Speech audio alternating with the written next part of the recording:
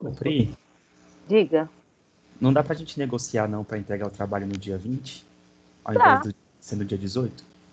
dá. Vocês querem negociar já? Negociação começando? Então vamos fazer aqui gravação, porque aí a gravação também ela serve para as pessoas que não estão podendo vir. Se vocês quiserem negociar, então que a prova seja fique até dia 20, quem já entregou, tranquilo, não tem problema. Vocês querem, vocês acham que é bom? Porque também tem o pessoal que ficou aí com esse seminário, que é dia 6, então a gente tem esse seminário dia 6. Dia 20, a gente começa um curso lá na EAP, você sabe, né, João? Então, aí É, até lá tem isso também. É tem isso porque também, né? dia 16 eu tenho que entregar o trabalho de Ética e Educação e dia Tá, 20 tem a formação do EAP. é, Aí dia EAP. 18 para mim, e assim, se os colegas concordarem, né, lógico. Vocês concordam? Porque o que pode acontecer assim? Porque por que eu coloquei dia 18? Eu vou colocar, por exemplo, o pessoal da prova de HF bem antes de vocês, porque senão não dá tempo de ler tudo com atenção, porque é IHF, estética e tópicos em conhecimento. Que é só filósofo pesado. Tá, então fica para dia 20, ok? Eu vou lá colocar, tá fechado, tá? Eu vou colocar dia 20. Voto com o relator, tá bom? Então tá, dia 20, tá? Vou botar até uma flechinha aqui, o meu calendário. Nossa, ficou tudo uma zoeira, hein? Vocês nem imaginam como tá, aí. Xizinho, xizinho, xizinho, tudo zoado aqui. Porque eu fiquei mudando as aulas, né? E aí vocês já entenderam um pouco, então, só voltando. A gente vai ter uma aula síncrona dia 11 sobre o romantismo. Hoje a gente vai falar do Kant ainda sobre o romantismo. A gente vai começar com Schiller, que não é exatamente um romântico, uma figura que inaugura o romantismo, mas ele é, em larga medida, um comentador, assim, ele comenta a crítica do juízo, claro que deslocando muitas das questões desse texto aqui, a educação estética do homem, e a gente vai entender um pouquinho hoje, ou ver se a gente consegue entender um pouquinho hoje, o porquê que é só a partir de Kant que você pode pensar que existe uma educação estética. Porque educação estética não faz o menor sentido para um grego. A educação da sensibilidade, dos 5 sentidos, os 5 sentidos são a natureza humana, você não educa. Você educa, né, o homem para a guerra, para a música, mas não a estética. A estética não existiria essa ideia da educação. A educação pelo gosto, né? Então, é como se a gente viesse nesse crescendo, que está lá em Hume, que está um pouco em Kant, da ideia de gosto como uma ideia de laço de sociabilidade, que se transforma agora aqui com o Schiller e com os românticos, na própria possibilidade de falar da liberdade humana, de expor a liberdade humana. Não represento, não conheço, não faço ideias prontas, não faço juízos determinados sobre a noção de liberdade, mas eu faço imagens. Eu faço, como vai dizer Kant, ideias estéticas que são analogias, que põem o pensamento em funcionamento, que põem aquilo que se dá a pensar. Então a arte passa a ser esse lugar que é capaz, em que o homem é capaz de articular essas questões a partir de um jogo da imaginação, da razão e do entendimento, como a gente vai ver hoje. E depois eu queria terminar o curso com esse texto do Schelling, que está nos Pensadores, tá? Eu vou pegar até ele aqui, cuidado que senão cai tudo na minha cabeça, para mostrar para vocês. Eu tenho esse Schelling feio aqui, tá? Todos os filósofos românticos começam com SH, não todos, tá? Mas a maioria. Schiller, Schelling e Schlegel, os irmãos Schlegel, né? A gente não vai falar dos irmãos Schlegel. A gente vai ler, então, aqui desses pensadores, a tradução do Schelling. Eu só queria achar aqui a Divina Comédia e a Filosofia. Por que a Divina Comédia? A Divina Comédia, então, é para o Schelling uma obra moderna, e a gente vai falar um pouquinho disso, tá? Que é capaz de pôr as questões da originalidade moderna, aquela a que nós estamos condenados depois que houve a quebra de uma eticidade completa como era dada na antiguidade. Então nós somos reflexivos, nós homens modernos, e portanto toda obra moderna ela exige essa reflexão. Então ela é original. E vamos mostrar um pouco depois, a gente vai falar um pouco como é esse texto. Não sei se vocês conhecem bem o texto do Dante, ele vai falar um pouquinho do texto do Dante só, mas a questão para nós é mais esse problema da obra moderna. Inclusive os românticos, a gente vai falar um pouquinho disso depois quando a gente fala do que é o romantismo, eles vão ter um interesse muito grande nessas épicas modernas. Entre essas épicas modernas, essas grandes narrativas modernas que se valem de elementos da antiguidade, mas para pensar problemas que são modernos, que são da atualidade, e depois eu vou falar um pouquinho dessa relação entre antigos e modernos, tá? O que eles querem dizer quando eles dizem modernos, que é o interesse que eles têm nesses textos, que é voltado, inclusive, a um texto que é seminal, que é o do Camões. Eles não liam português, enfim, né? Então eles não tinham acesso exatamente a esse texto, mas existe texto dos românticos. Vou até pegar aqui do texto do Márcio Suzuki, que saiu na Folha de São Paulo, eu acho que deve estar disponível, chama Camões em Alemão, que é exatamente como eles entendiam Camões, como uma espécie de texto, de uma espécie de epopeia extremamente arcaica, mas ao mesmo tempo extremamente moderna. O arcaísmo da língua portuguesa, que é arcaica para eles, né? E essa ideia, então, que tem tudo a ver com romantismo, porque romantismo tem a ver com línguas não latinas, não o latim, com as línguas romance, que são as línguas que vêm do latim. Português, francês, o toscano do Dante Alighieri. Então é por isso também que eles vão se voltar a essas questões, mas a gente vai falar isso depois. Então aí a gente fecha o curso com isso, tá? E aí o último seminário, que é o seminário do grupo, só tem mais um grupo, né, que é o grupo do João, e eu fecho os fóruns também que vocês abriram, e a gente comenta esses fóruns, e espero, tá, que tenha feito algum sentido, do começo, meio e fim, que a gente tenha conseguido ligar as pontas, né, a ponta do começo com a ponta do final. Inclusive aquele primeiro fórum é a introdução desse livro aqui, que é um livro sobre Kant. Então eu queria, na verdade, fechar as pontas. Eu não sei se fica muito claro num curso que é, na verdade, um resumo do curso presencial, porque o curso presencial geralmente tem 2 aulas síncronas presenciais, 2 aulas de teoria e 1 aula de seminário, e aqui a gente cortou um pouco com essas aulas de fórum e com aqueles vídeos que eu tentei fazer para não ser tão chato assim, né, para vocês, mas espero que eu tenha conseguido um pouco abrir esse espectro para vocês. Na verdade, o curso é um curso de apresentação, de vários tópicos da estética, que vocês podem procurar depois com outros professores, inclusive do próprio departamento. Você pode procurar questões da filosofia antiga, da filosofia moderna, que estão sempre imbricadas nesse grande guarda-chuva do que a gente chama de estética. Hoje eu queria retomar um pouquinho as questões do Kant. Eu mandei para vocês um texto, é um texto que vocês leem se vocês quiserem. Eu sei que ninguém vai ler nada agora, mas eu acho que é um texto que é interessante, porque saiu uma revista agora, que é a revista Filósofos, que é uma revista lá de Goiânia, do pessoal de Goiânia, que é toda sobre estética. E um dos textos é uma comparação do sublime, tal como ele aparece na Crítica da Razão Prática, e do sublime, tal como ele aparece na Crítica do Juízo. O autor que está comentando esse texto, ele diz que há muitas diferenças, mas há também muitas proximidades entre essa questão de que quando você nulifica a sua imaginação e a sua sensibilidade antropomórfica, humana, mortal, você percebe essa lei moral. E aí ele começa, o autor do texto, lembrando um pouco um trecho da Crítica da Razão Pura, o céu estrelado sobre mim, a lei moral em mim. Então, esse espelhamento do céu estrelado, que é algo da ordem do sublime, porque eu sequer faço uma imagem de tal grandeza, que é a Via Láctea. Essa revista é muito boa, realmente, é a revista do pessoal de Goiás, né, de Goiânia, da Universidade de Goiânia. Enfim, eles fizeram esse número só de estética. Eles têm um grupo de estética muito bom lá também. Eles são um departamento muito bom. Para quem tiver a possibilidade de fazer mestrado em Goiânia, eu super indico. Não que eu não indique aqui no departamento também, mas indico porque às vezes a gente está um pouco querendo outras coisas, né? Eu acho que tem professores muito interessantes lá, que são nossos parceiros, tá? A gente tem muito contato realmente com eles, o que é muito legal, porque a gente faz uma espécie central do Centro-Oeste, né?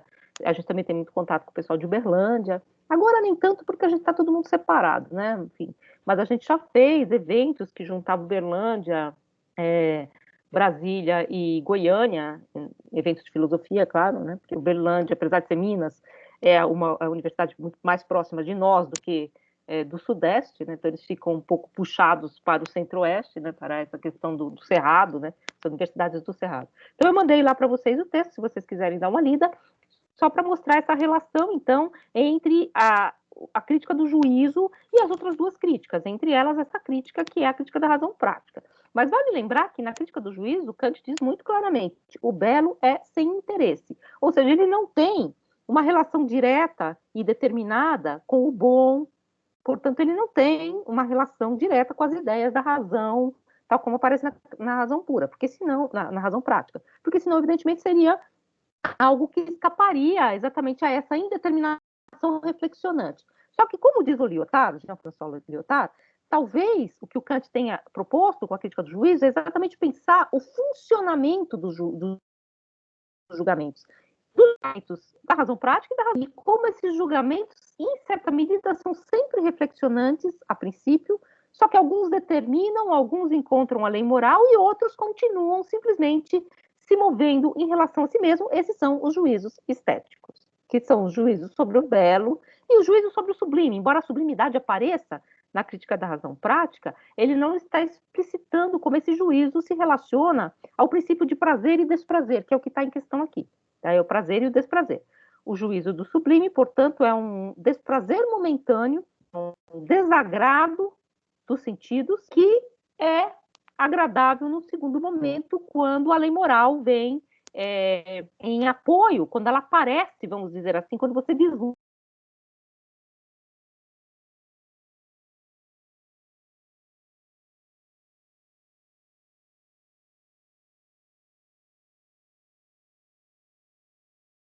Travou para vocês também ou só para mim? Travou, Crítica travou aqui. Tá. Que o Kant faz depois.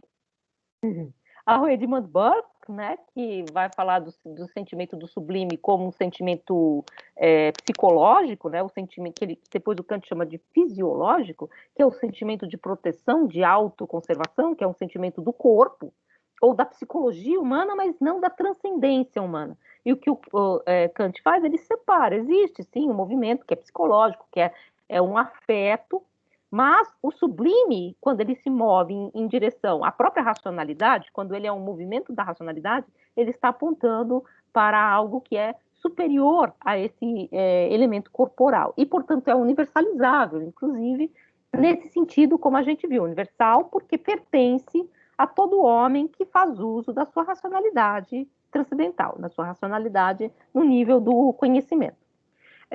Eu falei isso para vocês, falei também, então, que o sublime é uma apresentação negativa, que vocês, inclusive, encontraram aquele meu cachorro, né, da casa na cabeça. Por favor, nunca mostrem isso para nenhum kantiano, que eles vão ficar apavorados. Mas vocês vão ler o texto lá do kantiano, é tudo sério, não fala nada de cachorro na cabeça, né, nada disso.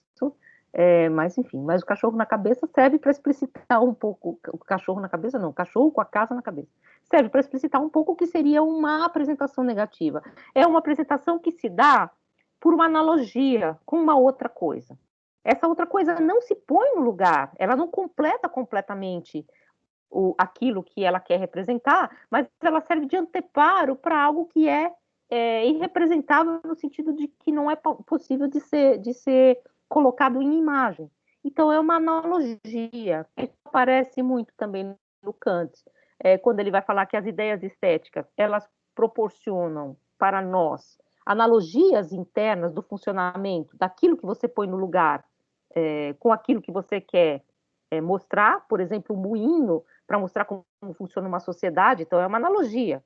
Não é, a sociedade não é um moinho. Ou se vocês quiserem, tá, aquela imagem famosa da sociedade que é o Leviatã, que é um homem saindo de dentro da terra, que com o corpo o soberano, formado de vários outros corpos, vocês já devem ter visto, que lembra um pouco o Arcimboldo, que é aquela coisa de você formar um todo a partir de outras partes. Vocês devem lembrar da portada do Hobbes.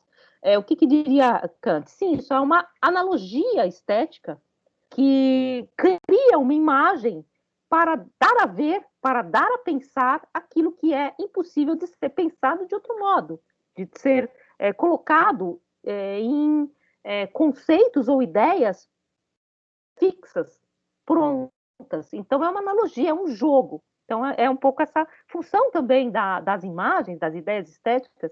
Kant diz que são ideias que, apesar de não determinarem nada, elas muito dão a pensar. É muito importante porque ele vai dizer Kant, inclusive, que a ideia de Deus, por exemplo, só pode ser exposta e não representada, evidentemente, não determinada e não conhecida, ela vai ser exposta, e esse termo é muito importante, em alemão é o termo Darstellung, que meu alemão é bem trash, vocês já sabem, tá? Mas é uma palavra muito importante, uma palavra que depois vai reaparecer no Walter Benjamin várias vezes, que é a questão da exposição, a gente traduz por exposição, muito embora a palavra seja traduzida muito comumente por representação, mas por que é exposição? É um pouco a ideia de pôr no palco, expor nesse sentido, né, de representação teatral, não é uma coisa que determina, porque representar é pôr uma coisa no lugar de outra. Então, é substituir, é determinar, no certo sentido, por um conceito. Então, você põe em cena elementos que, num jogo, são capazes de mover o meu juízo, o ânimo do meu juízo, para um julgamento. E este julgamento é coletivo, porque se eu estou julgando assim, eu imagino que toda a coletividade está julgando comigo em torno dessa imagem. Por que eu estou falando isso? Porque a porta está aberta para, por exemplo, você retornar a formas de exposição que já tinham sido colocadas um pouco de lado pela filosofia, embora, claro, o Rousseau faz isso, tá, mas voltam um pouco com muita força no romantismo, que são as formas do teatro. Por exemplo, o Schiller, ele vai escrever teatro, as formas do diálogo, conversas sobre poesia, né, também, que é um livro famoso do romantismo, outros modos de exposição, e não mais a simples representação. Tudo isso, evidentemente, o Kant não é a figura que vai concordar com isso, é simplesmente uma decorrência do que também ele propõe. Só que o que eu queria pegar hoje para vocês, que ficou pendente na outra aula, a gente até agora falou dos juízos do belo e do sublime em relação aos seus objetos, que geralmente os exemplos, tem alguns exemplos que o Kant dá que são objetos de cultura, se a gente quiser fazer essa separação cultura-natureza, mas geralmente os exemplos são exemplos da natureza, é a rosa, que é bela, é o pôr do sol, então essa relação de um juízo estético em relação à natureza, que de algum modo parece adequada à minha racionalidade, portanto ela aparece para mim como prazerosa. Então, essa adequação dessa espécie de simbolismo da natureza que a racionalidade encontra nos objetos naturais e provocam em mim prazer ou determinação, porque você pode julgar a mesma coisa de dois modos, né? Você pode julgar uma rosa como bela, ou você pode julgar uma rosa pela determinação da mecânica do entendimento, como um biólogo julga uma rosa. Então, são dois modos de julgar o mesmo objeto. Mas é como se a natureza, de algum modo, trouxesse para nós esse lacre com a nossa própria racionalidade. Porque ela não é algo que se produziu pela própria racionalidade. Ela, na verdade, está dada a conhecer. E nós não conhecemos a natureza do que ela é em si mesma. Nós conhecemos a natureza enquanto fenômeno, como ela aparece para nós. Mas não é tão difícil pensar que nós encontramos na natureza uma regra, e essa regra aqui do juízo é a regra da adequação da natureza ao meu próprio juízo, é o formalismo do juízo, na natureza para conhecê-la. Agora, num outro passo, há um problema. Quando você diz, por exemplo, como que eu julgo bela uma obra de arte. Por quê? Porque uma obra de arte, ela não pode ser pensada como a natureza. Ela foi produzida com uma intenção. Essa intenção, que é a intencionalidade do artista, é de produzir em mim ou o sentimento do belo ou o sentimento do sublime, certo? Só que eu não sei qual é a regra do belo e do sublime. Como é que eu posso pensar um objeto que é uma construção racional e que, portanto, é obra, é opus, né? é uma construção? E, portanto, se é uma construção, ela precisa ter uma finalidade, eu preciso construir essa obra segundo algumas regras? Sem nenhuma regra. Como é que eu vou pensar essa questão? Então, como é que eu penso a obra de arte em relação aos sentimentos de belo e de sublime? E é um pouco a questão que o Kant vai colocar, então, numa parte que no livro do Rubens Rodrigues Torres Filho, ele traduz como a questão das belas artes, né? a parte das artes na crítica do juízo, ele traduz uma parte que é analítica do belo e essa segunda parte que é sobre as artes, embora no livro seja um pouco diferente a ordem, no livro todo, né? no livro completo da crítica do juízo. Então, as belas artes, né? Quando Kant, então, precisa fazer a dedução dos juízos de gosto, explicitando passo a passo a sua exposição sobre o funcionamento dessa faculdade, ele tem de se haver também com uma outra tópica, que é um pouco o que a gente ia falar aqui agora, que é uma tópica antiga, é uma tópica clássica, que ela nasce no seio do teatro, mas que ela já tem outros desdobramentos. Se vocês quiserem, ela remonta à antiguidade, que é a relação entre os antigos e os modernos. Tem um livro do Platão, o livro do Platão que vocês leram, né? Aquele do Schur, né? A Arte do Tempo de Platão, tem um capítulo que chama Os Antigos e os Modernos. Exatamente. Essa querela dos antigos e dos modernos é uma querela do século XVI e XVII no teatro, e ela se expande, vamos dizer assim, para as outras artes. E eu acho que ela tem um movimento que vem desde quando você começa a pensar isso. Qual é a questão? Os antigos eram o belo mais perfeito. Então, a antiguidade, ela é normativa, ela é a norma. Isso até em Platão, como eu falei para vocês, né? Platão diz que o problema é o demiurgo de hoje em dia, né? Porque o Polignoto era um homem que não imitava o que era irreal, ele não fazia mímese fantástica, vocês se lembram mais ou menos disso. Então, é sempre essa ideia de que algo se perde de um momento a outro. E, portanto, os modernos eram considerados figuras deficitárias em relação ao antigo. Então, para nós, não fala assim, nossa, isso é muito mais moderno, para nós já passa como imediatamente uma espécie de qualidade, né? Você dizer que alguma coisa é moderna. A gente tem, por exemplo, o fetiche da palavra inovação, né? Na UNB adora. A UNB adora duas palavras, inovação e internacionalização. Ela ama essas duas palavras. Mas a UNB e o mundo, né? Enfim, empreendedora. Mas a noção de inovação, ela nem sempre foi tida como imediatamente, sem nenhum tipo de dimensão auxiliar, como algo de bom. Ao contrário, Platão não acha que os os novos são melhores. Ao contrário, é sempre uma espécie de decadência. Então, essa ideia dos modernos em relação aos antigos é uma tópica. A Brasília é a cidade... Isso, hoje em dia, isso não vem do Kant, mas vem em seguida, vamos dizer assim, a noção de Kant, tem a ver com a noção de moderno como a noção de original. Né? Então, assim, a ideia de que tudo que é posto como novo é melhor, tudo que é posto como mais criativo, tudo isso não faz o menor sentido no século XVIII. Que é criativo, não, claro, não é que estou falando que eles não gostavam de algo que fosse diferente, mas a inovação ela é dada dentro de códigos. E um homem que imita o antigo, ele é superior a um homem que fica inventando coisas modernas. Então, na verdade, era uma grande querela. Existem aqueles que são cultores dos modernos. Eu conheço mais essa querela nas artes plásticas, na pintura, na verdade, porque eu vim mais dessa área da pintura, mas ela tem um desdobramento do teatro, na literatura, Shakespeare versus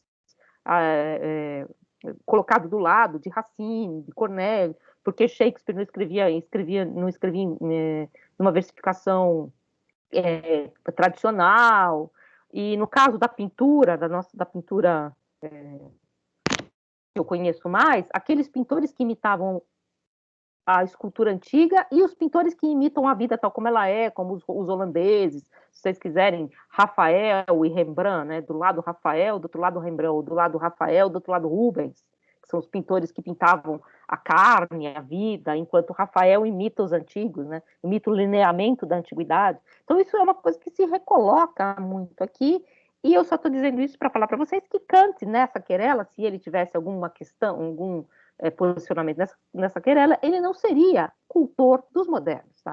Várias vezes ele fala em relação a essa questão do culto aos clássicos. E muitas vezes, isso eu não vou tratar aqui, mas ele fala de uma espécie de ideia que você vai ter do corpo humano, tal, que tem muito a ver com a dimensão do classicismo, né, desse classicismo acadêmico, do desenho, da pintura. Então, ele está muito dentro dessas questões. Ele não era um homem grande conhecedor de pintura, nada disso, mas se ele pudesse dizer alguma coisa, ele diria que ele estava do lado dos antigos. Ou seja, não significa que ele está dizendo aqui que você deve abandonar os clássicos. Só que é um problema aqui. Os clássicos são a norma, mas essa norma ela não pode dar regras ao belo. Então, eu posso imitar os antigos, Ou se eu imitar os antigos, eu vou construir uma obra bela? Ele vai dizer que não, claro que não, porque se fosse assim, eu estaria determinando o que é o belo. O belo é aquilo que segue a regra de Policleto, por exemplo. Ou o belo é aquilo que segue as regras de Vitrúvio.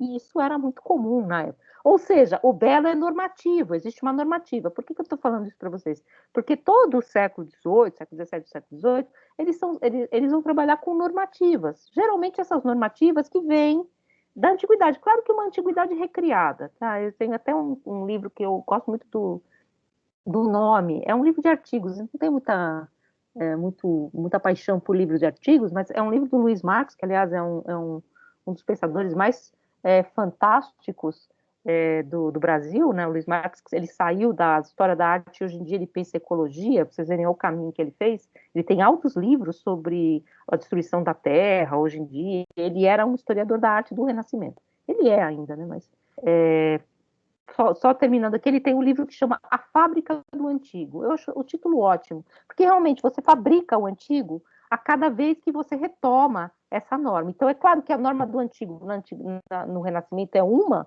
e no século XVIII é outra. Mas é como se existisse uma espécie de normatividade. Então, não é a técnica que vai determinar o belo, porque se fosse a técnica, eu teria uma determinação. E a técnica, vai dizer Kant, é a parte mecânica da arte. Se a arte fosse uma mera técnica nesse sentido da tecné, ela não seria uma arte livre. Mas é evidente que a mecânica da arte, ela existe. Ou seja, essa parte que eu construo. É claro que para tocar piano eu preciso saber tocar piano. Ele fala isso claramente no texto. É claro que para saber pintar eu preciso saber pintar. Mas por quê? Mesmo sabendo pintar ou mesmo sabendo tocar piano, alguns são artistas e outros não. Aí eu volto um pouco àquela tônica lá que eu trouxe para vocês. É claro que isso é romântico, não é que a gente acredite nisso, não. Mas vocês lembram a tópica que eu falei para vocês do Salieri e do Mozart? Que na verdade é uma peça de teatro, tá? Que foi transformada no filme Amadeus, né? Que é um filme de quando eu era jovem. Mas é uma oposição que é muito comum entre um artista extremamente estudioso, mas medíocre, e um artista porra louca, mas genial. Essa oposição, evidentemente, ela está sendo criada aqui, tá? Ela não é real, tá? Não adianta pensar nisso, porque hoje em dia a gente tem muito essa mítica, né? A gente tem essa mítica, né, de que algumas pessoas precisam estudar, né? Ai, vou fazer uma citação agora, tem minhas citações maravilhosas. Quando o Renato Gaúcho falou, né, eu não preciso estudar, uns precisam estudar, outros podem jogar futebol na praia e quando vai jogar é uma maravilha. É um pouco essa ideia, o tema da inveja, mas o que é essa inveja? É a inveja de um homem que, apesar de ser muito mais estudioso, não consegue atingir essa genialidade do Mozart, que ele não sabe o que é. Então, é um pouco essa temática, ela é uma temática do século XVIII, a qual Kant vai tentar dar um desenho filosófico. Ela é uma temática que pré-existe, que é a noção de gênio. A genialidade é esse não sei o que algumas pessoas imprimem à obra, que você não sabe de onde veio e não é técnico, apesar de ele saber a técnica, não é essa a questão, mas é mais do que técnico, que permite que essa obra seja considerada superior. Enfim, um pouco aquilo, voltando ao texto do Hume, aquela delicadeza que eu consigo perceber em algumas obras, eu, o espectador genial, e não em outras. Né? Eu consigo perceber, algumas obras são perfeitas tecnicamente, mas elas vão desaparecer, e outras não. Por quê? E o próprio Hume diz isso. Se fosse isso, por que a gente ficou com Orlando Furioso, que é o exemplo que ele dá, que é cheio de partes defeituosas? E, muito embora essas partes defeituosas, elas não estraguem o todo. Se fosse compará-lo a uma norma aristotélica, ele seria defeituoso. Olha, tem defeito na construção. Se vocês quiserem um outro exemplo, assim, enfim, tudo bem que a gente lê traduções ruins, né? Mas se vocês pegarem formalmente, o Dostoiévski é cheio de falhas. Tem repetição, tem narrador que desaparece, o narrador vê coisas que ele não podia ver. São defeitos de forma, se você for pensar, da boa forma do romance francês. Mas, que não, ao contrário, não tira nenhum brilho de uma obra que muitas vezes superior a obras que são formalmente perfeitas, né? Essa é um pouco a questão. E aí, então, Kant ele vai pensar, como eu disse para vocês, que os juízos estéticos eles são sintéticos a priori, ou seja, são juízos como juízo de conhecimento, eles possuem um fundamento subjetivo que é autônomo em relação às opiniões exteriores e à experiência objetiva. Então, existe uma parte do juízo estético que é um formalismo da própria racionalidade, que faz deles juízos universais.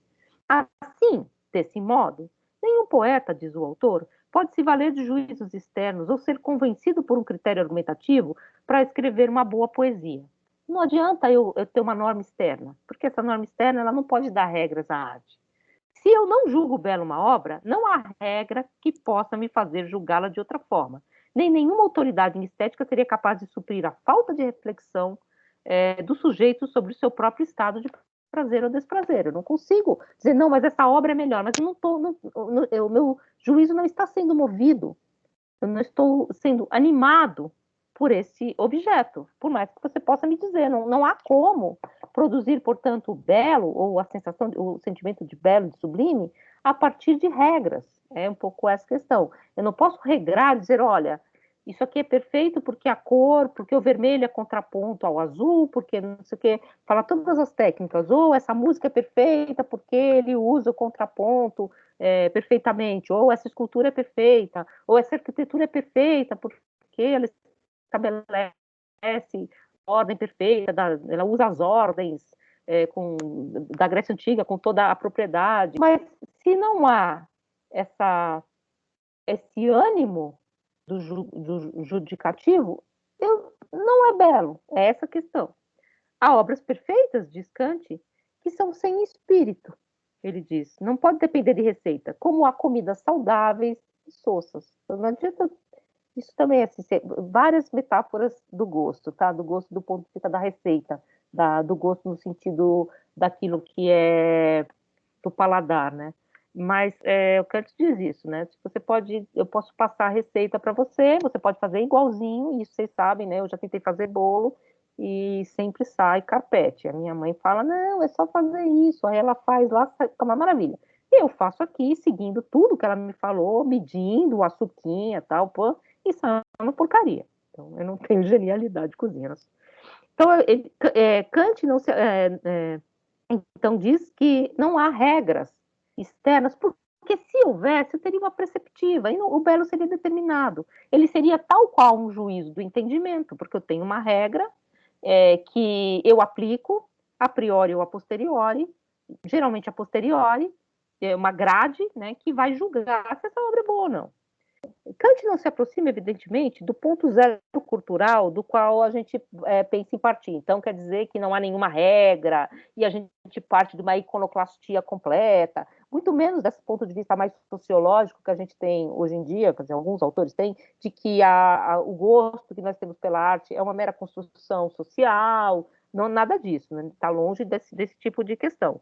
Ao contrário, mais de uma vez em seu texto, ele faz referências às regras acadêmicas, à mecânica da arte, isso que o João perguntou, da técnica, a boa mecânica da arte. O cara sabe pintar muito bem, ele conhece as regras, ele sabe desenhar, ele sabe tocar piano, ele conhece versificação, porque a gente também está já no mundo da arte moderna, né? Os nossos versos. Muitos de vocês não sabem, vocês sabem contar sílaba para escrever verso? Sei lá, vocês escrevem verso, né? Vocês escrevem verso? Mas quem escreve verso hoje em dia sabe contar sílaba? Eu aprendi isso no ensino fundamental.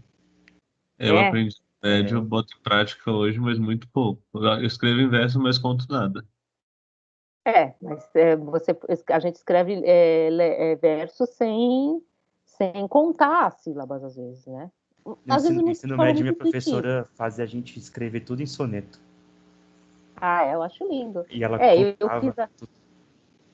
Então, a gente fez a tradução, a gente é ótimo, já coloquei todo mundo aqui no meu grupo. A gente fez uma tradução lá do poema da Christine de Pizan, né? Que era um poema, na verdade é um dittier, né? Que tem 10, tinha 10 sílabas, até esqueci. 8 sílabas, tinha 8 sílabas. E aí eu fui traduzir com 8 sílabas, e é uma coisa muito divertida, muito mesmo, mas é uma coisa a qual a gente não está acostumado, tá? Porque você não só vai traduzir o que está escrito, mas você tem que traduzir de um tamanho que tenha só 8 sílabas. 8 sílabas, claro, sem contar a última tônica, porque a última tônica tem um acento, isso em português, não em francês, porque o francês tem um acento na última sílaba. Então, tudo isso, assim, é a mecânica da arte que a arte moderna, evidentemente, colocou de lado. Um bom poema, um poema maravilhoso, não é aquele que necessariamente possui uma versificação absolutamente correta, embora possa ser também, não estou dizendo essa questão, assim. Mas um pouco essa mecânica da arte tradicional, para o Kant, sem ela, não existe a materialização do objeto obra. Então, ele está dizendo, ele não é alguém que possa ser colocado do lado do fim do objeto, essa coisa da desmaterialização da arte. Muito pelo contrário, ele diz que quando a arte vira mero jogo intersubjetivo, e você perde exatamente essa materialidade concreta do objeto arte, isso é o jogo de salão. Ele acha que tem sim essa mecânica da arte. Mas o autor escreve que, apesar de haver razão para que se enalteçam como modelo as obras dos antigos, ele diz que é um caminho luminoso que você deve seguir para aprimorar o seu gosto, tal. É um caminho, assim. Isso seria contraditório com os princípios autônomos do julgamento, né? O julgamento não seria autônomo, ele seria, na verdade, cultivado por experiência, porque um homem que conhece mais obras de arte teria mais experiência, e isso, portanto, não seria um princípio autônomo do juízo, percebe? Seria uma regra, né? Uma regra que eu sigo, e eu conheço mais poesia, e então, portanto, eu julgo melhor que vocês, sei lá, não eu, claro, né? Estou falando de mim. Mas aí então, seria uma coisa a posteriori, porque eu tenho mais cultura, eu tenho um acúmulo, que é o que o Hume diz. Eu só conheço poesia pela experiência da leitura da poesia. Hume diz isso claramente. O grande problema de Hume é que ele diz que há um desígnio, né? Ou seja, há uma espécie de elemento não explicado nessa passagem. E o próprio Suzuki vai dizer que é o problema do gênio que causa um nó na própria ideia dos empiristas. Então, esse não é... A mecânica da arte é apenas isto, a causa eficiente, a capacidade de produzir um objeto que vale para o pintor ou para o relojoeiro, ou o pedreiro que não sabe construir uma parede, um relojoeiro que não sabe construir um relógio. Só que qual é a diferença do relojoeiro, do pedreiro e do pintor? O relojoeiro faz um bom relógio quando ele funciona bem. O pedreiro faz uma boa parede quando ela está reta, quando a casa fica bem feita. Ambos, portanto, têm uma causa eficiente que tem uma finalidade, né, já implícita ali, a casa e o relógio, né, e que tem regras, né, de funcionamento. O pintor, quando é que ele faz uma boa pintura? Quando a pintura é bela. Só que a beleza, diferentemente do relógio, não é uma regra. Então, a mecânica, ela está lá. Mas como o relojoeiro e o pedreiro são artistas, artífices, demiurgos, técnicos, não livres, por que não livres? Porque eles fazem alguma coisa com uma função que não é a própria coisa. O relógio não tem como função ser belo, ou ser uma coisa em si mesmo. Um relógio surrealista, né, que funciona só por si mesmo, não marca as horas. Ou uma casa muito engraçada que não tinha porta, não tinha nada. Não, uma casa serve para morar. Portanto, ela tem uma finalidade fora dela. Uma obra de arte não, ela é livre. Ela não tem nenhuma finalidade, ela não tem nenhuma questão fora dela mesmo. Então, essa diferença, inclusive, vale lembrar, para Kant, na época de Kant, a palavra arte significa técnica, tá? Então, a arte da culinária, a arte do relojoeiro. Isso que a gente está falando aqui são as belas artes. Então, é bem essa questão. Arte é técnica, e o relojoeiro é um artista, nesse sentido, é um artífice. Ele faz alguma coisa com arte, segundo regras. Agora, aquele que produz bela arte, produz algo que é técnico, só que tem uma finalidade que você não sabe qual é. Eu não consigo determinar. Diferente do relógio, diferente do pedreiro, do cara que faz móveis. Inclusive, havia uma distinção antiga, que vem do século XVIII, enfim, que era a noção de arte livre e arte aplicada, que hoje em dia a gente não usa mais, né? O que é arte aplicada? É bordado, é pintura de livros, luminura, gravura, tudo aquilo que está em função de alguma coisa que não é a própria pintura ou a própria coisa em si. Então, não é uma arte livre. é uma arte aplicada, ela está aplicada a uma outra coisa. Então, o Kant está dizendo aqui é que a arte livre, essa arte que não tem uma finalidade fora dela, ela precisa ser explicada de outro modo. Bom, então o fundamento do gosto não pode ser uma regra externa ao próprio gosto. E como então eu encontraria esse caminho? É um caminho de aprimoramento que passa pelos antigos, mas que na verdade é só um caminho. A arte religiosa também, porque aqui, na verdade, assim, ela é bela, né? Embora, claro, ela tem função dentro da questão da religião, mas ela é livre, né? Porque ela não tem uma finalidade fora dela mesma. Ela tem, tudo bem, ela tem finalidade de propaganda, mas isso eles não pensavam ainda, né? Eles pensavam que ela tinha a finalidade de ser bela.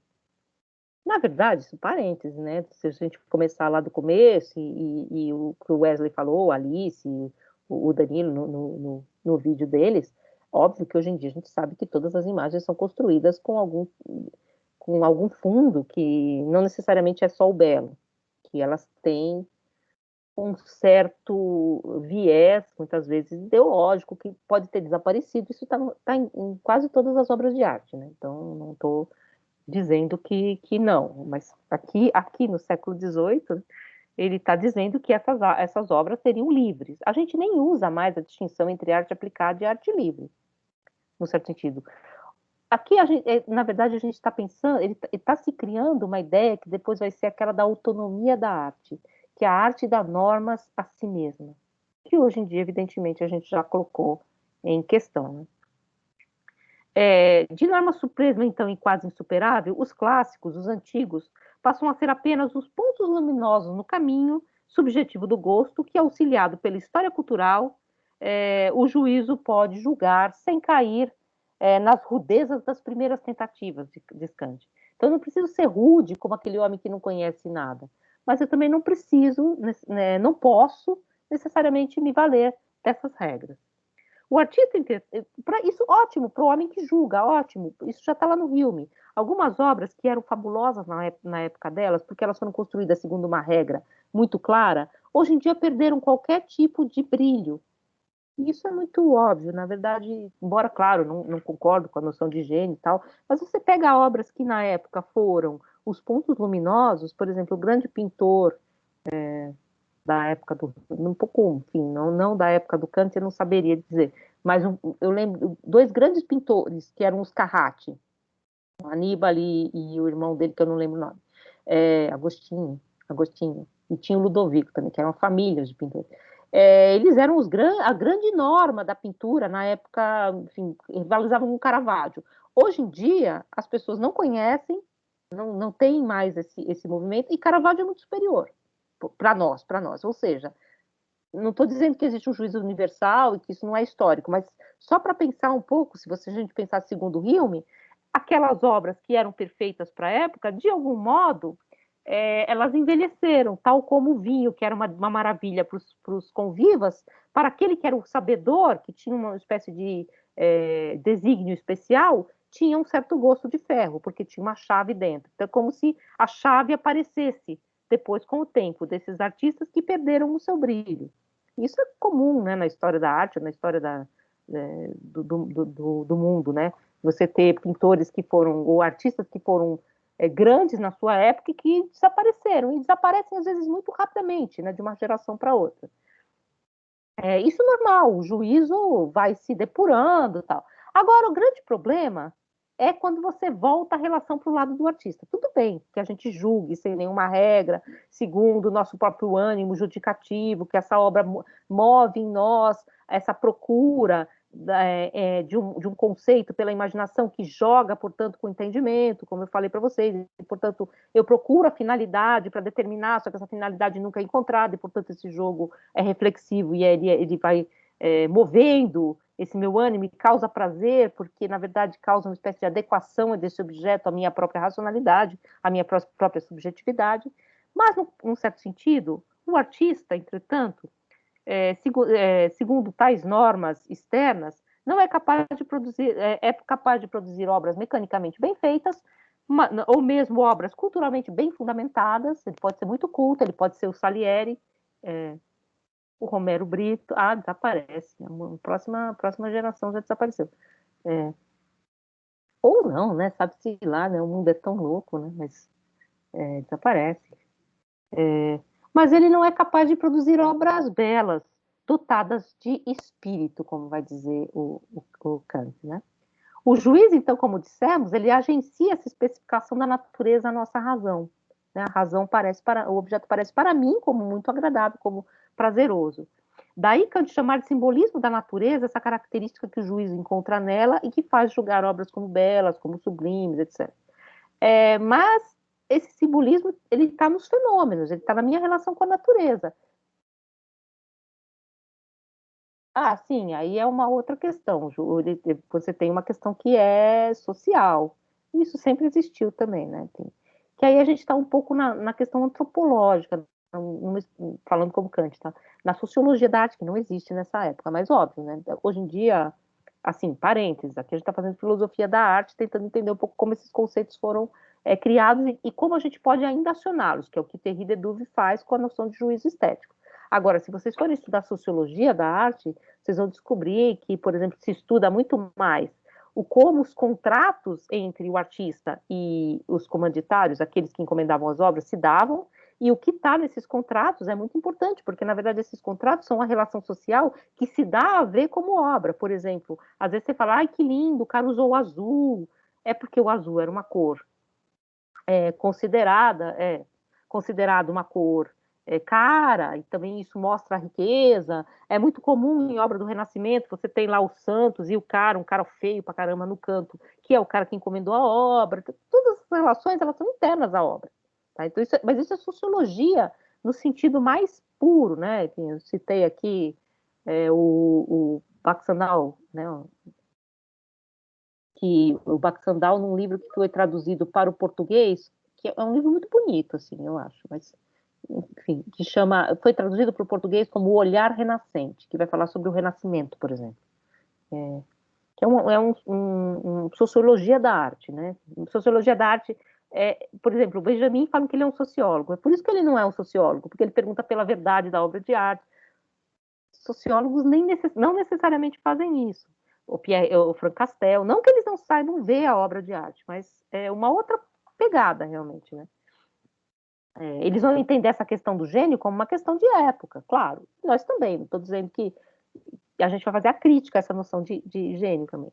Então esse simbolismo para julgar a natureza é um modo de julgar que não vê apenas heterogeneidade, mas um plano, uma ciência. É como se a natureza tivesse uma arte por trás, é como se a natureza tivesse técnica. Muito embora, do ponto de vista da coisa em si, eu não posso dizer que a natureza tem uma técnica. Ela aparece para mim como sendo ordenada, e inclusive como concordando com as regras que a própria razão dá para ela. Isso é muito bom, mas é claro que isso está no nível do fenômeno só. Se o julgamento da natureza não põe com tanta veemência o problema das regras e das normas do belo, o mesmo não pode se dar com a arte. Como uma instância poética, que é poiesis, que é construção, aquilo que a gente falou, como é que eu construo algo que é belo sem ter essa finalidade em vista? Como é que eu construo algo que é belo se eu não sei o que é o belo? Ou se o belo não tem regra? Como é que eu posso produzir algo que é poético sem poiese, sem construção, né? sem regras?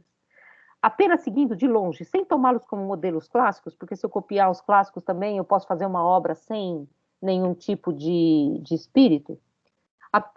Como um artista produz uma obra que julgamos bela? Como é que o artista é capaz de acionar em nós esse ânimo judicativo da nossa racionalidade? Não é por coisa. Seria por mero acaso que essa disposição artificial, a obra, porque ela é uma disposição artificial e construída, despertaria prazer? A natureza pode ser entendida como se fosse arte. Então, a gente vê na natureza técnica. Mas como entender a própria arte como se ela não tivesse arte? Pensando que arte é exatamente o conjunto de regras para construir alguma coisa. Então, é um pouco essa questão. O juízo estético ou o juízo teleológico, ele vê na natureza uma regra, uma arte. Só que quando eu volto para a arte, eu vou ver a arte sem nenhuma regra. E por isso que o Kant vai dizer que uma obra de arte é bela quando parece natureza. Não porque ela imite a natureza mimeticamente no mau sentido, mas porque ela parece tão necessária nas suas partes, é tão necessário aquilo que está construído, que para mim parece que não tem artifício. Isso também é uma tópica, tá? Uma tópica que vem do Renascimento. Tá?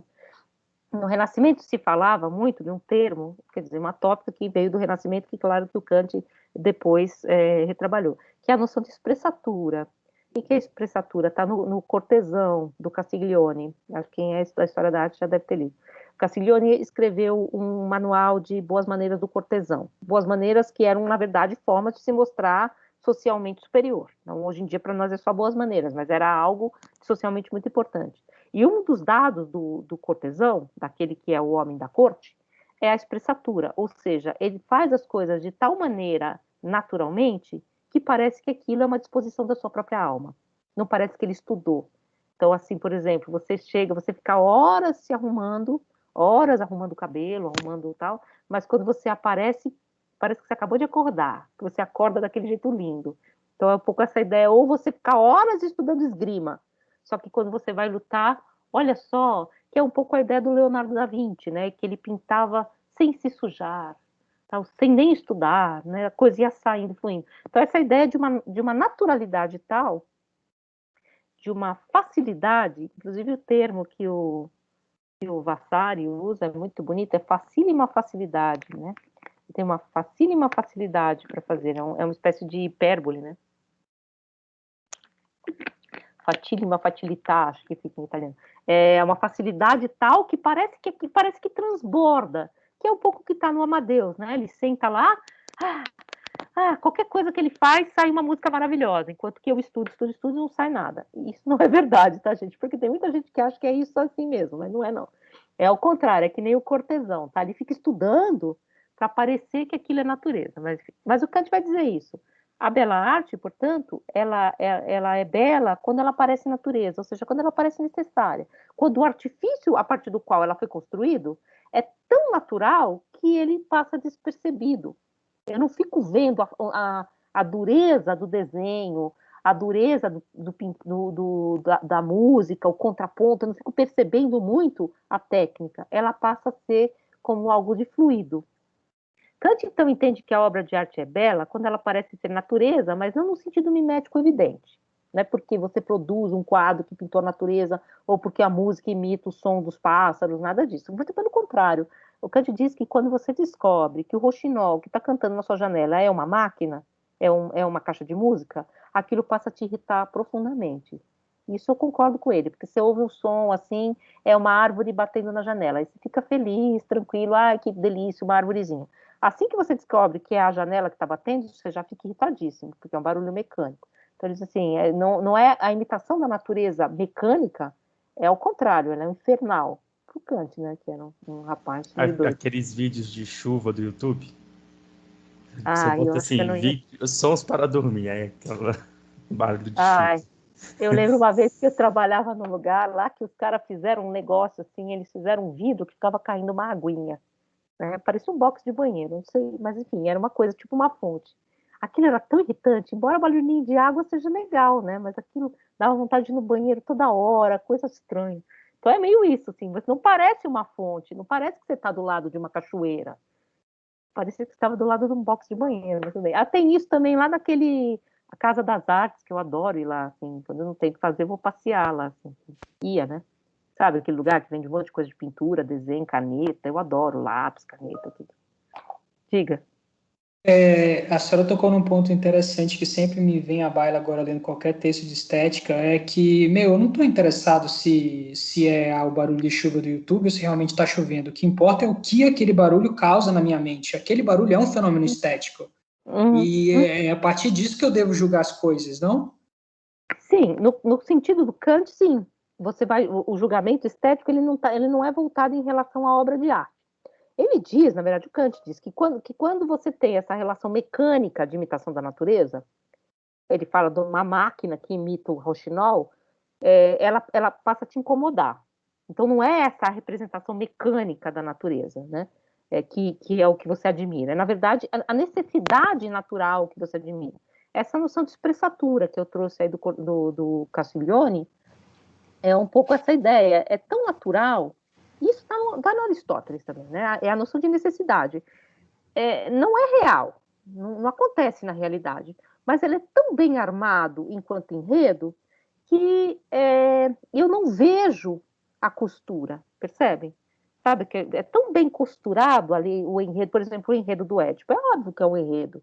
E é óbvio que eu consigo mostrar para vocês como é que as cenas foram construídas. Mas quando você vai lendo, você vai ficando tão envolvido pelo enredo que você não percebe essas diferenças. Ou aquela letra de música. Às vezes a letra de música é super simples. Você pegar e vou dissecar. Filósofo tem muitas essas coisas. Eu vou estudar essa letra de música filosoficamente, ela não quer dizer nada. Não, às vezes não. Às vezes apenas ela é tão perfeita porque ela é absolutamente simples. É como se você dissesse assim, pois por que eu não pensei nisso antes? Professora, a dúvida é o seguinte, se a gente pega esse mesmo argumento aí do barulho de chuva e leva a leitura aristotélica, ele vai dizer que existe uma maneira, uma receita correta de fazer esse barulho de chuva para que ele cause um certo fenômeno, nem sei se tem essa palavra em grego ainda, né, Kevin? Não sei se eles usam essa palavra, mas que causa alguma coisa dentro da sua mente. Aí se eu pego essa mesma coisa, esse mesmo efeito da chuva e pego para o Kant, ele vai dizer, olha, não é uma coisa de causar ou não causar na sua mente, vai causar de qualquer jeito. É essa que interpretação. Se for um elemento estético, sim. Se for belo, por exemplo, vai causar, é espontâneo, né? É um movimento que vai acontecer exatamente em relação a esse objeto natural. Agora, quando o objeto é construído, é um pouco a outra questão. Né? Então, quando você percebe essa construção muito específica, muito dura, a naturalidade do efeito ela é rompida um pouco essa questão. Então, ele vai Isso não passa a ser um problema técnico, então? Porque se o cara consegue imitar mecanicamente a la Descartes e você não consegue entender a costura, é perfeito. É estético, é artístico, é belo. É isso? Isso, mas como é que você faz isso? É uma questão técnica, mas não é só. Porque eu posso ter regras técnicas, dando um pouco ao exemplo lá que eu dei do Amadeus. Do Amadeus, sim. Peguei esse exemplo aí porque acho que todo mundo conhece e tal. Você tem um homem que estuda contraponto, que sabe tocar piano, talvez saiba tocar piano até melhor do que o Mozart. Você sabe que tem muitos grandes músicos que não são grandes, exímios intérpretes, não são o musicista, né? Ele não é um bom instrumentista. A maioria é também, mas são coisas diferentes, né? Então, assim, aquele que é um cara que domina muito a técnica, só que falta alguma coisa. Por isso que a gente está caminhando para a discussão do romantismo, né? Isso, falta entendi. Falta alguma coisa que no século XVIII falavam não sei o quê.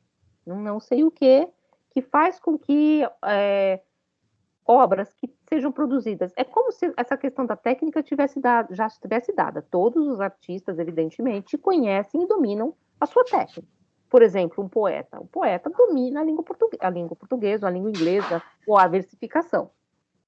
Só que tem alguns que, mesmo dominando a versificação, não conseguem esse não sei o quê, que é exatamente o que o Kant está tentando pensar, né? Como é que eu... Então, tem várias músicas, eu adoro, por exemplo, Tim Maia, e é absolutamente simples, né? Assim, enfim, eu adoro ele cantando. Mas eu acho que professor, eu estava lendo aquele, acho que até anacrônico hoje, o texto do House, a história da história social da arte da literatura, e ele falava algo no sentido de que o romântico ele queria apagar a influência da história em cima do sujeito, no sentido de que olha, o romântico é alguém que se inspira daquilo e daquilo sai belamente, como a senhora falava, mas ele se esquece que, no fundo, aquele artista também é produto de um meio, também é produto de toda uma conjuntura que levou ele a ser daquela forma. A discussão filosófica caminha nesse sentido, ou isso é coisa mesmo da sociologia? Então, sim, a gente vai fazer uma crítica a essa noção do romantismo, né? Exatamente, o romantismo que está se formando aqui, nesse caldão, que aí a gente vai chegar daqui a pouco à noção de gênio. Claro, a noção de gênio não é uma noção criada pelo Kant, ela já existe, inclusive ela tem vários movimentos históricos. A palavra gênio, que é o latina, ela é também uma tradução do daimon grego, aquele que é o intermediário. céu e a terra, o mensageiro, o gênio Locke é o gênio do seu nascimento, então, e aí eu falei para vocês, era comum no Renascimento, por exemplo, você começar falando do mapa astral da pessoa. Por quê? Porque é exatamente o momento em que as estrelas marcaram esse homem, essa pessoa, para isso ou aquilo, é o gênio, né? É uma espécie de aptidão que vem marcada, que a própria natureza imprimiu em vocês, em nós, né? E hoje em dia, como diz o Adorno, as estrelas desceram à Terra, né? E a gente tem esses horóscopos aí, tem um livro do Adorno que chama As Estrelas Descem à Terra, em que ele investiga uma revista comum, assim, e a seção de horóscopo dessa revista, né? Como essa seção de horóscopo é construída. Mas essa ideia do horóscopo, ou seja, ela tem um pouco a ver com essa noção de gênio. Agora, o que o Kant está fazendo é transformando essa noção de gênio numa noção interna à racionalidade moderna, a teoria do conhecimento moderno. Ele tá dando uma forma moderna a essa noção de gênio. E que depois vai ser a própria noção do romantismo. O Arnold Hauser, eu acho um autor interessante. Enfim, o Hauser é um autor... Eu gosto muito do livro dele, ele tem um livro que chama O Maneirismo, que eu acho bem legal. Mas esses dois grandes volumes, né, hoje em dia é um só, né, que é a História Social da Literatura e da Arte, ele tem um forte teor marxista, inclusive Sim. mecanicista, né? Então, Sim, é verdade. Criticado nesse sentido, por ser ele tem o mecanismo de Isso, a estrutura. ele é muito claro. Enfim, mas eu acho que ele tem um grande sacado. Essa crítica não sou eu que faço, os historiadores em geral fazem, mas não é um texto que a gente descarta, óbvio. Mas, por exemplo, quando ele vai pensar o romantismo, ele vai pensar, então, numa relação de tese e antítese com o que veio antes, com as relações do classicismo, e como isso, na verdade, aponta para problemas, tensões que são internas à própria questão da época. Por exemplo, quando Hauser vai falar do Renascimento, ele está muito preocupado com o surgimento de uma classe não palaciana. Então, há uma arte palaciana e uma arte não palaciana, e como também há uma espécie de mímese desse artista que fica fora do palácio, tentando imitar esse cortesão. Então, ele trabalha muito com essas questões que são da sociedade, realmente, né? Mas é um livro legal, eu acho. Eu particularmente, eu tenho aqui, inclusive, né? Esse livro. Mas muitos historiadores, por exemplo, que o Adorno diria, né? Não sei, não que ele tenha lido, né? É muito mecanicista esse marxismo, né? Que ele tá empregando para explicar todas as épocas segundo o mesmo modelo, que é o modelo da tese, antítese e síntese, que aparece muito claramente, assim, em todos os momentos. Então, você aplica desde a antiguidade até a arte moderna os mesmos movimentos históricos, né? Uma espécie de máquina de explicação, que é essa grande máquina de explicação do materialismo, que é criticado, inclusive, pelos próprios materialistas, como o Adorno, o Benjamin e tal. Né, mas que eu acho que é muito interessante como explicação, inclusive. Kant, então, vai tratar o artifício usado para criar as obras, que nos parece tão necessário a ponto de assemelhar-se ao fenômeno natural. Então, essa questão um pouco que seria da arte. Não é uma regra. Eu não sei como é que você produz isso. Assim, essa arte artificiosamente natural pressupõe um artista extremamente hábil, capaz de produzir sem explicitar o trabalho empenhado em tal construção. Mas como, do ponto de vista racional, esse homem ele constrói isso por uma finalidade.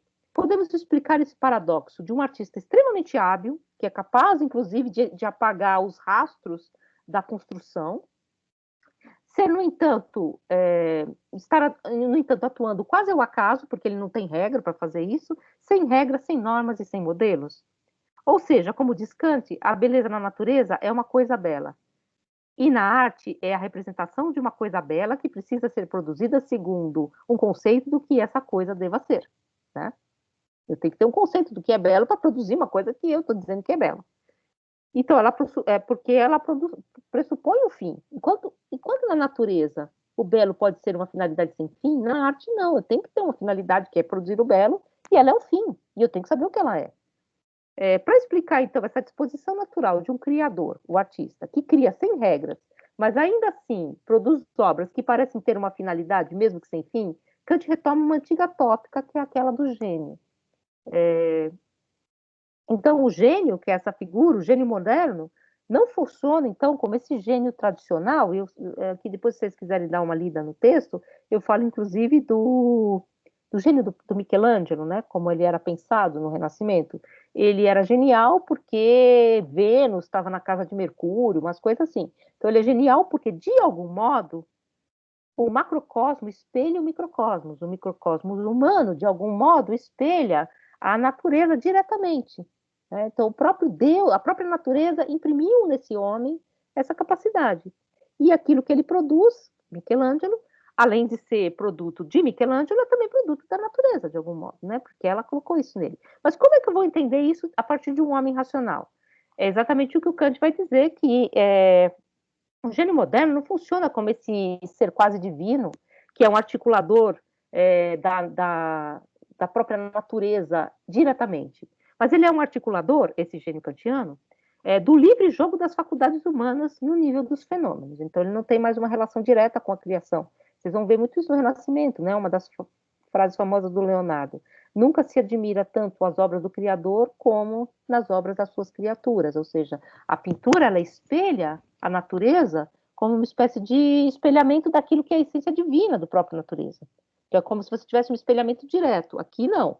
O que eu produzo? Eu produzo uma relação racional que procura o prazer de adequar esse objeto à minha racionalidade.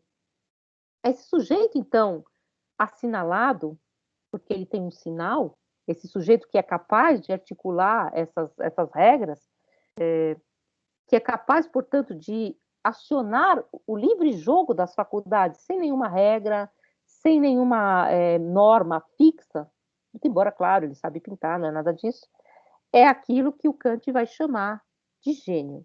E aí ele diz, no parágrafo 46, gênio é o talento, dom natural, que dá à arte a regra.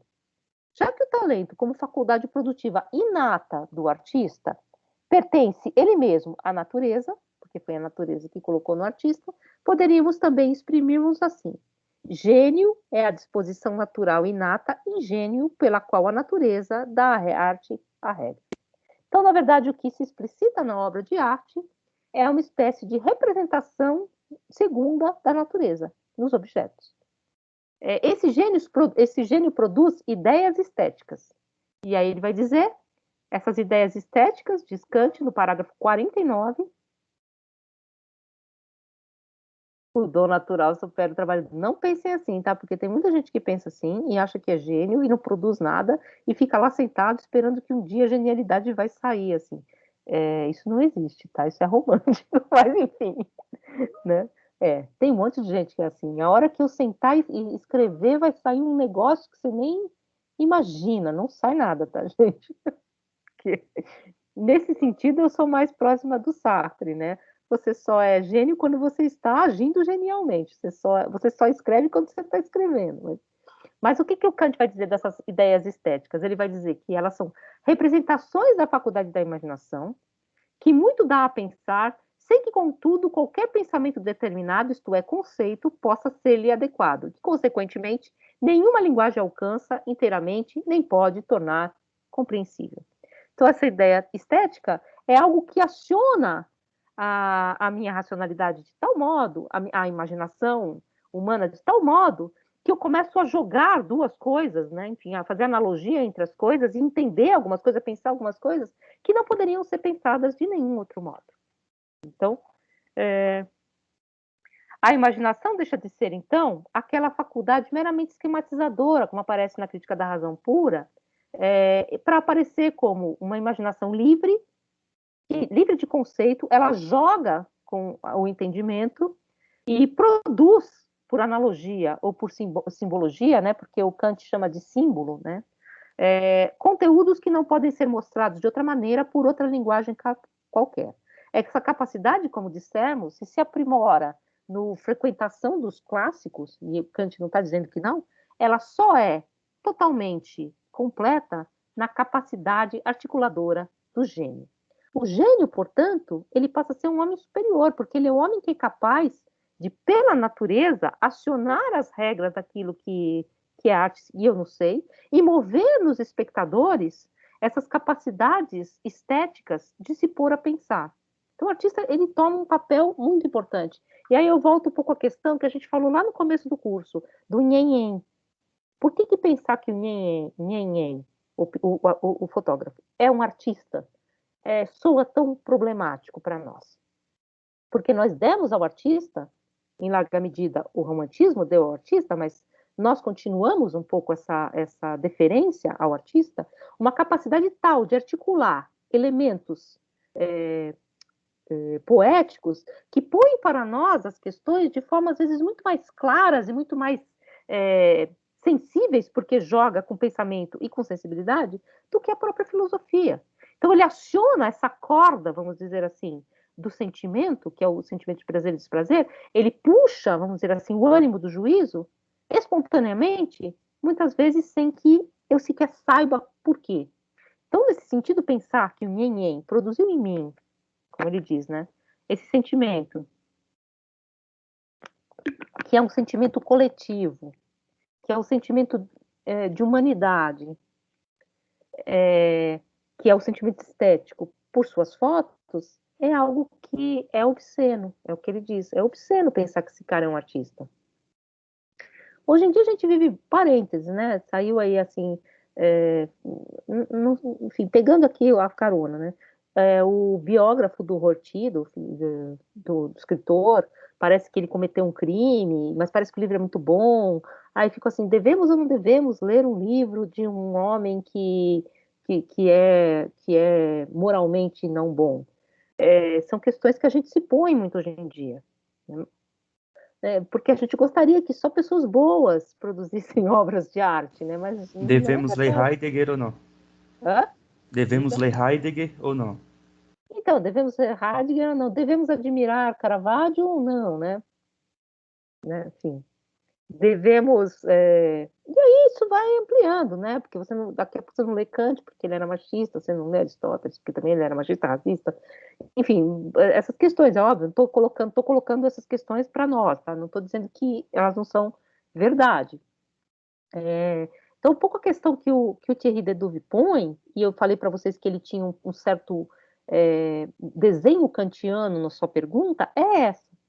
Quando eu vou a uma exposição de arte, e nós demos esse lugar para a arte, eu vou a essa exposição para ser tocado no meu sentimento de prazer e desprazer, nesse juízo, nesse ânimo judicativo, nessa arena de julgamentos, que é uma arena em que eu me ponho diante da humanidade.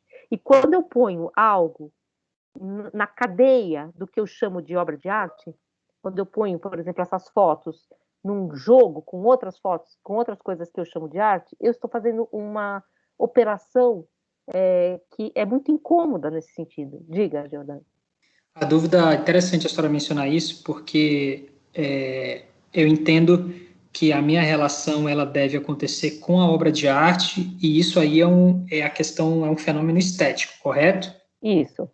Agora, quando eu busco, além de me relacionar com a obra de arte, eu procuro me relacionar com o homem que criou aquela obra de arte, eu não estaria colocando um componente ético dentro da minha percepção estética?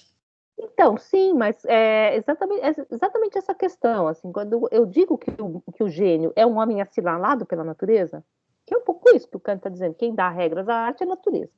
E aí há várias perguntas, que natureza é essa? Porque a natureza nós não conhecemos, lembram disso? Nós não conhecemos a natureza em si mesmo. Então, o que o Kant fez? Ele abriu uma brecha para que a natureza se mostre na sua simbologia, a partir de um homem que é capaz de acionar esse mecanismo. Esse mecanismo. Então, assim, ele é uma figura, o gênio, o artista, que vai ganhando esse papel. Esse papel não existia, né? Eu falei para vocês aqui do Caravaggio, que ele era uma figura, enfim, os artistas eram pessoas comuns. Ele matou uma pessoa e ele foi descondenado, ele foi... Como é que é o nome? Foi indultado. Pelo Papa, pelo Cardeal, sei lá, porque ele era um grande pintor. Hoje em dia isso não existe, né? Você não vai indultar. uma pessoa pelo talento, né? Diga. Uma dúvida aqui. Quando eu deixo essa questão do autor e do indivíduo, do gênio que está por trás da obra, seria aquela crítica que chama uma pessoa de, como é que é, esteticismo? Do formalismo? Então, na verdade, não é nem a questão, porque o próprio Thierry Ledoux foi a questão do nhenhen. Tudo bem, colocado no ponto de vista sociológico, eu entendo o papel dele, né? Ele era um menino, ele foi obrigado a fazer isso, ele estudou para fazer isso, mas ele foi obrigado, ele era um funcionário público. Colocado no sentido sociológico da coisa, tudo bem. O problema não é a relação com o nhenhen. Ele diz, não, mas tudo bem, ele gostou muito do papel que deram para ele, porque ele fez um monte de entrevista. Tudo bem, pode ter uma questão moral aí, mas não é essa a questão. É que eu estou dando para este homem um lugar de articulador de ideias estéticas, e eu estou produzindo esse lugar, porque eu estou sendo movido por essas imagens. Eu sou ativo nesse sentido. Então, é um pouco essa questão, assim, não é necessariamente a relação que eu, pessoa, estabeleço com a outra pessoa, porque, evidentemente, essas relações, elas são sociais, elas são marcadas pela sociedade, e a sociologia da arte trabalha com isso. E ele fala, né, claro, do ponto de vista sociológico, e existem vários vídeos sobre esse cara no YouTube, eu vi, ele dá entrevista, ele encontra um primo, ele fala, eu fingi que não conhecia meu primo. É toda uma história trágica também, não estou dizendo que ele é culpado, não é uma questão de julgamento, nesse nível de julgamento. A questão que o Thierry Ledoux está dizendo é que dentro desse desenho que nós fizemos, nós, românticos, né, de que a arte, de algum modo, ela é uma estrutura superior da nossa noção de humanidade, enfim. E aí o Lyotard vai perguntar também, uma das coisas que nunca se perguntou é o que há por trás dessa humanidade, né? O que vai além dessa humanidade, que eu acho que ele diz que é uma pergunta que Kant se põe também, né? Como é que eu posso entrever aquilo que vai além do próprio humano, que é essa ideia da lei, né? Que o Lyotard fala, mas enfim. Mas o que o Thierry Ledoux está colocando é exatamente esse jogo, né? Eu estou dando para esse homem um lugar especial em relação à própria arena dos julgamentos humanos, que é esse lugar de gênio, né? De artista. Estou dando para ele esse lugar. E não é só técnico, porque se fosse só técnico, claro, ele é um grande fotógrafo, estudou técnica. Não, ele está produzindo em mim um julgamento estético. Né? Está produzindo belo. Me apaixonei pelo que eu inventei de você, que bonita, hein? Assim, por aí. Mas não é o moralismo assim, da pessoa, tá? Inclusive porque não são pessoas, né? São disposições que a natureza põe, como aquele crítico de Hume, que era um gênio também, porque ele tem algo que a natureza pôs nele que mostra, antes que a própria história faça esse processo, quais são as obras superiores. Lembra que eu falei disso no crítico especial? O crítico como gênio em Hume. Porque ele tem uma disposição tal da natureza humana, que é uma sensibilidade especial, que ele é capaz de perceber o que os outros só vão perceber, capaz de perceber e expor, né? O que os outros só vão perceber com o tempo. Então, é uma espécie de espectador genial, né, também. Porque tem um desígnio dessa própria obra. E agora, como que ele está colocando isso no artista, né? Agora eu fico com duas dúvidas, professora. Primeiro, existe alguma relação entre a construção da ideia de gênio e a construção da ideia de intelectual público? Eu sei que já é século XIX, já é outra perspectiva. E segundo, eu li um texto do Humberto Eco que ele falava sobre a questão do crítico, da construção do crítico. Ele falava, na verdade, o crítico tem a capacidade de fazer o diálogo entre vários textos e tradições. O crítico de arte? No caso, ele falava de literatura. Ele falava sobre a questão dos livros, que os livros são sempre diálogos entre outros livros, e, na verdade, é você saber com que livro você está dialogando. E essa que ele dizia que acho que era o papel do crítico, alguma coisa assim. Ele conseguia fazer essas mediações.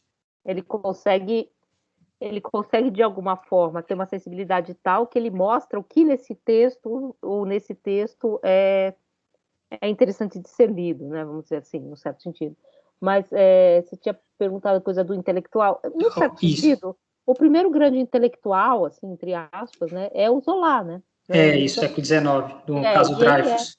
e ele era um escritor, né? E ele era um romancista. Então tem um pouco essa passagem. O outro homem de letras, que também é um intelectual público, que é o Sartre, ele é romancista também, né? Então, num certo sentido, você tem um pouco essa passagem de que a obra de arte ela é capaz de acionar tanto esse julgamento como os afetos coletivos. Então, e é uma coisa romântica. Vocês vão falar, mas o Zola é um realista. Essas caixas não servem para nada, tá? Porque o realismo nada mais é do que uma parte do desdobramento disso que a gente chama de romantismo. O romance é romântico, né? Romântico no sentido filosófico, tá? Porque depois tem a escola de literatura que a gente chama de romântico, mas é nesse sentido, porque esse homem ele é capaz de captar a antena da raça, né? O próprio isso é Dupont, né? Mas o próprio Thierry Dedouve recupera. Ele é capaz de captar elementos e juntar esses elementos numa imagem estética que fazem uma espécie de exposição dos elementos sociais ou dos elementos históricos tensos, de tal modo que ele põe isso na arena de julgamento para a coletividade, de um modo que talvez nem o filósofo seja mais capaz. Então, um pouco essa questão que é romântica, no certo sentido, porque dá um outro lugar para a obra de arte. A obra de arte, ela deixa de ser, e isso é uma parte do romantismo que eu acho muito interessante, apenas uma espécie de deleite social. Por que ela é um deleite social? Porque, por isso que eu falei para vocês na questão do Hume e na questão do Kant também, essa questão do laço social e dos laços de sociabilidade que a obra de arte estabelece, dos juízos de gosto que estabelecem laços de sociabilidade agradável, cosmopolita, que tem autocontrole, né, porque você controla por essa sociabilidade explícita, assim, do salão. Então, isso para nós parece uma coisa meio banal, né, tal, não é banal, é uma construção do elemento da subjetividade social, mas se vocês forem pensar que a obra de arte, ela deixou de ser no Ramos, claro, de ser só uma coisa assim, que é agradável, você pinta para os mecenas, vocês vão ver os poetas, os escritores antigos, eles escreviam para mecenas, para ler em público, escreviam para o batizado, para o casamento, pintavam bandeja para festa, pintava aquelas arcas para o casamento, né? Você abria a arca, tinha Vênus pintada na tampa. Então, eles tinham essa função social de ser um elemento de deleite. Claro que esse deleite carrega também elementos críticos, que hoje em dia a gente investiga, tudo bem. Mas a obra de arte deixou de ter esse papel. No século XIX ela já não tem esse papel, ela tem um papel crítico. No romantismo ela tem um papel crítico, ela tem um papel de ser meio de reflexão. Ela é aquilo que dá a pensar. Então ela passa a ser muito mais esse movimento quase que de um elemento político. Não vou dizer que isso também não existia no Voltaire, no Rousseau, mas isso vai se aprimorando, né? E só para terminar aqui para vocês essa parte, existe um outro elemento do Kant que eu acho que é muito importante, que é a ideia da arte ou do julgamento estético como senso comunis, como senso de comunidade. Esse trecho que o Kant vai ler, né, ele vai dizer que, na verdade, o homem, quando julga criticamente, o homem, quando julga esteticamente, ele julga em relação à sua coletividade. Não existe julgamento estético que seja determinado e, portanto, seja assim subjetivo no sentido de uma subjetividade cindida, separada. O julgamento estético, necessariamente, ele pressupõe o outro e ele, portanto, é intersubjetivo. Ele se põe numa arena comum. E aí Kant volta um pouco àquela ideia dos laços sociais, que se estabelecem exatamente a partir desses elementos do gosto. Eles são transcendentais, portanto, eles são universais, mas eles são universais de que modo? Eles são universais porque quando eu julgo que algo é belo, eu julgo em relação à humanidade, eu julgo alargadamente, eu julgo junto com todo mundo, com a coletividade. Então é uma coisa assim, eu vi um quadro muito belo e isso, na verdade, põe essa arena junto comigo no julgamento.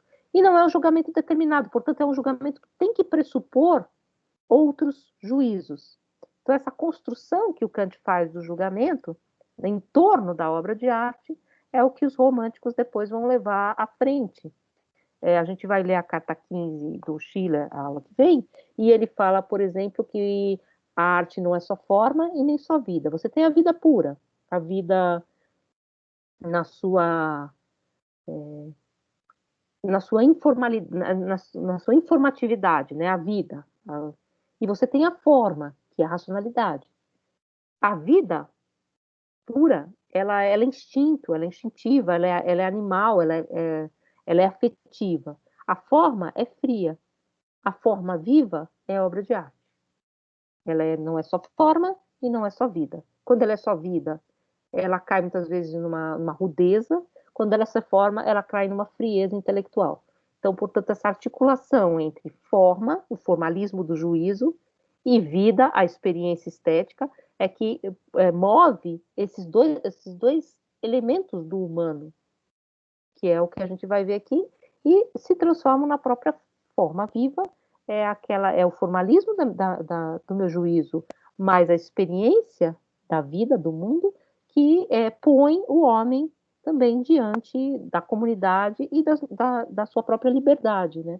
Ele diz, o homem é homem porque joga, é homem porque ele consegue viver a vida e estabelecer esse formalismo racional num jogo, não é nem uma coisa nem outra, nem só uma coisa nem só outra. Numa coisa só você é animal, numa outra coisa só você é frieza racional. Então ele vai fazer essa construção nessa carta 15. Aliás, todo esse livro é muito interessante, né? A educação estética do homem. Inclusive a introdução do livro, já que vocês devem estar com o livro inteiro, né, copiado, que é do Márcio Suzuki. Aliás, o Márcio Suzuki tem um livro que chama O Gênio Romântico. Ele vai mostrar como o gênio romântico tem uma larga relação com, não só com a crítica do juízo, mas com Kant, nesse pensamento kantiano do fenômeno que possibilita conhecer e pôr o espaço a pensar aquilo que eu não consigo pensar diretamente, né, como intuição intelectual. Então, como o romantismo parte muito do Kant, nesse livro do Márcio Suzuki, que chama O Gênio Romântico, e ele faz uma introdução a esse livro aqui do Schiller, da Iluminuras, que também é muito interessante nos elementos kantianos que ele traz para entender o Schiller, e é claro, o Schiller botando a questão kantiana em outro lugar, porque o Kant não está preocupado com obra de arte, não está preocupado com uma teoria da arte, ou nem com educação estética, nada disso. Ele está preocupado em mostrar como o ânimo judicativo funciona. E funciona para mostrar como a racionalidade, sendo múltipla, multifocal, vamos dizer assim, na sua atuação, ela é única, porque ela pode ser determinante ou finalista, mas ela sempre tem um ânimo judicativo que é o mesmo, e que ele está mostrando como esse ânimo funciona. E ele funciona puramente porque ele funciona reflexionando sobre si mesmo no modelo estético. Ele reflexiona sobre si mesmo. Então, portanto, é o juízo mostrando-se na sua própria função vazia, porque ele não determina nada, ele não cria nada, mas ele só se relaciona com o objeto. Então, essa questão. Aí vocês vão ler várias coisas, por exemplo, no juízo estético, não existe aquela questão de o objeto é representado para mim e sai de cena. Não. O objeto está sempre em relação ao sujeito, é uma relação tensa de sujeito e objeto que tem que ser sempre reposta. Porque se eu tirar o objeto, eu estou vendo essa garrafa, ai que bela, se eu tirei ela daqui, esse conceito de belo sumiu do sujeito. Portanto, ele é sempre uma relação do sujeito ao objeto, que vai ao objeto e volta ao sujeito. Mas é uma relação que está sempre posta entre o sujeito e o objeto. Quando no entendimento, esse objeto se transforma em representação para o sujeito. Né? Então ele some, né? Ele some de cena. Ele perde sua potência, que ele nunca perde sua potência. O objeto, a coisa que está posta a se conhecer, né? O fenômeno que se dá a conhecer. Então, gente, se vocês quiserem depois, se vocês quiserem retomar, aqui, tá? Eu estou meio quase que lendo o que está aqui. Evidentemente que depois eu não acho que isso aqui seja uma boa introdução, tá? É um pouco a forma como eu leio, tá? Assim, enfim, eu leio muito preocupada com questões que são voltadas à filosofia contemporânea. Eu não sou historiadora da filosofia, mas eu acho que põe algumas questões que depois vocês podem esmiuçar, por exemplo, estudando com o Alexandre Ram, por exemplo, que é um historiador de Kant, né? Inclusive, ele teve um grupo de pesquisa, não sei se está funcionando ainda, que ele lia a crítica do juízo. Então, ele lia, e aí ele lia naquele modelo da investigação filológica, né? Vai pelo termo em alemão, desconstruir o argumento, reconstruir depois o argumento de novo. Eu também participei um tempo desse grupo. Não é o que a gente está fazendo aqui, inclusive pelo desenho desse curso de estética, que quer mais apresentar alguns elementos para que vocês possam depois pesquisar também, né? Então não é um curso de aprofundamento num autor só. Gente, eu vou parar de gravar porque está quase na hora de avisar aqui. Não, vocês têm alguma questão? Dá tempo ainda. Então, você falou do Nuno Ramos. O Nuno Ramos fez filosofia, né? Ele não é da minha época, é um pouquinho mais velho que eu. Mas realmente ele tem. É que a senhora falou da questão do que o filósofo talvez não consiga mais dar vazão a essa capacidade de expressão da antena da raça, né? O Nuno Ramos é filósofo e artista, então talvez ele consiga juntar os dois, né? Porque assim, na verdade, claro, eu não concordo assim, que a filosofia precise ser suprimida ou que ela se realize numa forma artística. Inclusive, uma polêmica do Adorno com o Sartre é essa, né? Você não expressa a filosofia pela forma artística, são coisas diferentes, né? Uma polêmica, senão você transforma a arte em mera exposição de conceitos. Não sei se eu concordo ou não, porque, por outro lado, uma das interpretações da literatura sartriana é que, como Sartre pensa que a existência precede a essência, e, portanto, não existe uma essência ética do homem que eu possa explicitar, a única ética possível, do ponto de vista de Sartre, é posta no romance, porque ela tem que estar em situação. Então, os conflitos éticos do homem, eles só podem se mostrar completamente em figuras que existem, mesmo que seja uma existência pela negação da existência, que é a existência irreal, que põe o real, que irrealiza, mas que se põe como um outro, que é a da literatura. Então, você pega as personagens sartrianas e elas encenam conflitos que só podem existir encenados, eles não existem como essência. Então, um pouco uma ideia tal. Nossa, agora faz todo sentido. Simone de Beauvoir vai no mesmo caminho, né? Pelo menos é. No mesmo caminho. Então, é como se você não pudesse, ou como que você vai escrever? Ele fala que ele vai escrever uma ética, o próprio Sartre, né? Mas ele nunca escreve. Como é que você vai produzir uma ética não essencialista, se não em situação? E como é que você põe personagens em situação? Você põe personagens em situação quando você faz com que elas encenem essas situações no romance. Então, o romance serve um pouco como esse elemento de trabalhar os elementos éticos, né? Aí o Adorno acha, né, que, na verdade, o que você tem na literatura sartriana é apenas uma espécie de exposição figurada, vamos dizer assim, de ilustração dos conceitos. Então, é uma tensão, que se vocês quiserem ler mais sobre isso, quem escreve sobre isso é o Franklin Leopold Silva. Ele tem um livro sobre a ética de Sartre a partir dos romances, que é bem legal, assim. Mas, pelo que eu entendi, o Sartre propositalmente fazia isso. Então, a gente não... Aí a minha dúvida é se existe alguma metodologia que faz essa leitura de outras obras de arte, de outras obras literárias. Então, você pode fazer...